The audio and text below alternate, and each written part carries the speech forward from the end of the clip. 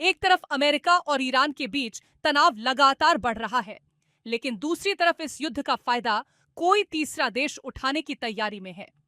जी हां, बात हो रही है चीन की, क्योंकि ईरान के खिलाफ मिलिट्री ऑपरेशंस में अमेरिका ने अपना फोकस मिडिल ईस्ट पर बढ़ा दिया है और इसका सीधा असर अब पैसिफिक रीजन में दिखाई देने लगा है। अमेरिका का सबसे बड़ा और खतरनाक वॉरशिप माना जाने वाला USS George Washington aircraft carrier अब पैसिफिक से निकलकर मिडिल ईस्ट की तरफ जा रहा है और यहीं से एक बड़ा सवाल खड़ा होता है, क्या ईरान से निपटने के चक्कर में अमेरिका ने चाइना को पैसिफिक में खुला मैदान दे दिया है? पूरी कहानी क्या है, बताएंगे इस रिपोर्ट में। दरअसल जॉर्ज वॉशिंगटन मिडिल ईस्ट में पहले से तैनात यूएसएस अब्राहम लिंकन की जगह लेगा। अब अब्राहम लिंकन की कहानी भी कम चौंकाने वाली नहीं है। ईरान के खिलाफ अमेरिकी मिलिट्री ऑपरेशंस की वजह से ये एयरक्राफ्ट कैरियर तय समय से काफी ज्यादा वक्त तक समुद्र में तैनात रहा है। रिपोर्ट्स के मुताबिक अब्राहम लिंकन 240 दिनों से ज्यादा समय समुद्र में बिता चुका है। इतने लंबे समय तक डिप्लॉयमेंट का असर अब सेलर्स पर भी दिखाई दे रहा है। लंबी डिप्लॉयमेंट की वजह से सैनिकों पर फिजिकल और मेंटल प्रेशर बढ़ रहा है। यही वजह है कि अमेरिकी लॉ मेकर्स भी जहाज पर मौजूद सेलर्स की कंडीशन को लेकर चिंता जता रहे हैं। लेकिन अमेरिका के लिए असली टेंशन सिर्फ मिडिल ईस्ट में नहीं है, टेंशन पैसिफिक में भी है और यहाँ चाइना लगातार अपनी मिलिट्री एक्टिविटी बढ़ा रहा है। डिफेंस एनालिस्ट ब्रायन क्लार्क का कहना है कि चाइना शायद इस मौके पर तुरंत ताइवान पर हमला न करे, लेकिन चाइना इससे एक बड़ा स्ट्रेटेजिक फायदा जरूर उठाने की कोशिश कर सकता है। वो जापान, फिलीपींस और इंडोनेशिया जैसे देशों को ये मैसेज देने की कोशिश कर सकता है कि क्या अमेरिका अब भी पहले की तरह उनकी सिक्योरिटी गारंटी करने की पोजीशन में है।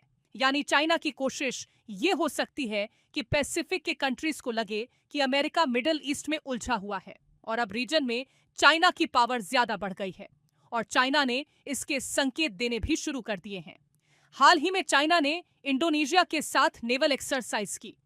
इसके अलावा फिलीपींस के दावे वाले स्कारबोरो शोल के पास भी चाइना ने मिलिट्री एक्सरसाइज किया। जापान के साथ भी टेंशन लगातार बढ़ रहा है। पिछले महीने एक चाइनीज गाइडेड मिसाइल डिस्ट्रॉयर ने जापान के साउदर्न आइलैंड ओकिनातोरिश्मा के पास लाइव फायर एक्सरसाइज किया। अब सोचिए, एक तरफ पैसिफिक में चाइना अपनी मिलिट्री प्रेजेंस बढ़ा रहा है और दूसरी तरफ अमेरिका अपना बड़ा एयरक्राफ्ट कैरियर वहां से हटाकर मिडिल ईस्ट भेज रहा है। तो जाहिर है जापान और फिलीपाइंस जैसे यूएस एलाइज की चिंता बढ़ सकती है। हालांकि अमेरिका भी अपने एलाइजेस को भरोसा दिलाने की कोशिश कर रहा है।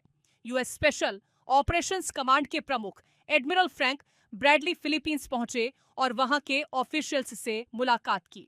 उनका साफ कहना था कि अमेरिका दुनिया के किसी भी हिस्से में अपनी मिलिट्री पावर पहुंचाने की कैपेबिलिटी रखता है, लेकिन सवाल ये है कि क्या सिर्फ बयान से चाइना पर प्रेशर बनाया जा सकता है, क्योंकि जॉर्ज वॉशिंगटन के मिडिल ईस्ट जाने के बाद कुछ समय के लिए पैसिफिक ओशन में यूएस नेवी का कोई बड़ा एयरक्राफ्ट कैरियर मौजूद नहीं रहेगा और यही बात चाइना के लिए स्ट्रेटेजिक अपॉर्चुनिटी बन सकती है।